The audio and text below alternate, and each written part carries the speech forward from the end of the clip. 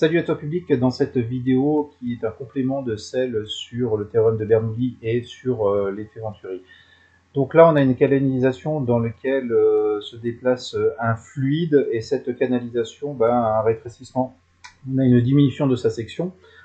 À l'intérieur de cette canalisation, le débit volumique est de 6263 litres par seconde et la vitesse de déplacement du fluide avant le rétrécissement est de 2 mètres par seconde.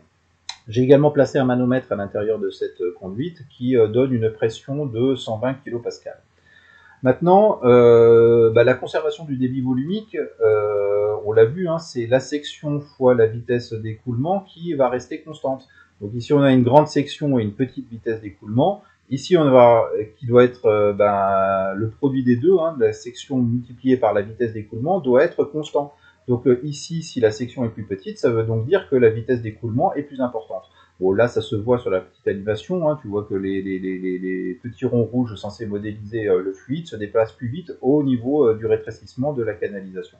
Si j'y place le compteur de vitesse à l'intérieur, on a évidemment une valeur de la norme de la vitesse qui est plus importante. Là, elle est évaluée de l'ordre de 7 mètres par seconde. Ok, très bien.